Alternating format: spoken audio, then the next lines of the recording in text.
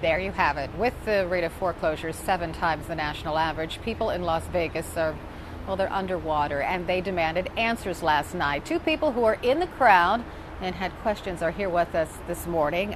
Tracy Smith and Bill Sidhu, welcome to both of you. Thank you so much for getting up early. Let's start with the contentiousness of this debate, because Mitt Romney and Rick Perry really got into it. How did that go over with you, Tracy? I think I was a little tired of it after a while. I think enough was said about the employee that Mitt Romney apparently had hired, and I think we just wanted to hear more about the issues and give the candidates a chance to also talk about the issues instead of sparring back and forth between the 2 of them. Some say that Rick Perry needed to do this. He needed to look aggressive and feisty, and that he had life throughout the debate. How did Rick Perry come off in this fight between the 2? I think he came off as apparent that he was trying to get back some momentum. And I don't think it played well with us in the audience. I think that we were done with that topic. Bill, what do you think? I agree with Tracy. I think this came in pretty down and dirty at some points in the debate. And Tracy's absolutely right. This was getting a little tiring here to see those kind of things. We are talking about peripheral issues. And so we need to concentrate on the real substantive issues which affect our economy, our well-being here in America.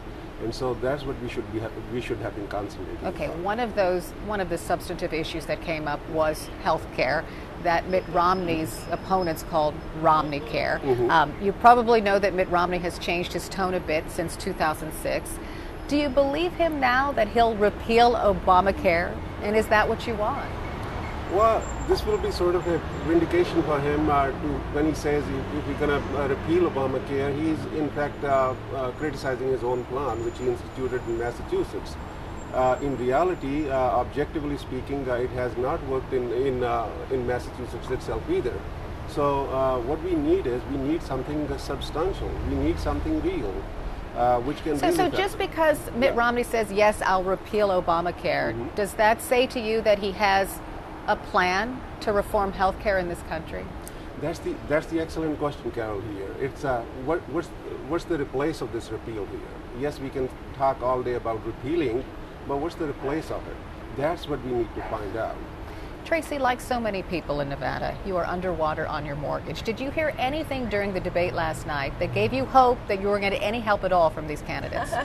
On a personal level, no, but I didn't expect to be honest with you. I know that the foreclosure rate in Nevada is terrible, but it's not going to be a quick fix, and that's going to be tied clearly into the economy and changing that around. But a direct question was asked of these contenders, and none of them really gave an answer, did they? No. So what does that say about how you're going to vote next year? Well, I'm hoping that we can get out of hot water here in Nevada specifically, clearly. I think that the state needs to come up with some ideas, and then we'll have to see how that goes. But it's not an easy answer, I will say that, and I don't think it's going to be a quick fix. So I certainly am not the one to come up with that solution. Okay, and neither were they apparently on stage. Okay, so a quick answer to this one. Did the debate last night change your mind about any candidate? Have you completely decided? No, I have not completely decided, but I was really interested in hearing more from Herman Cain, and I was really happy to see his performance last night. I was interested to see what Mitt Romney had to say, and I'm interested in learning more about those 2 in particular. And you told me before that Rick Perry's done with you. In my opinion, yes. I'm a little over Rick Perry at this point, but as we discussed before, it's still a very fluid situation. So we'll see what the next few months have. So Bill, did you make up your mind last night about which candidate you'd support?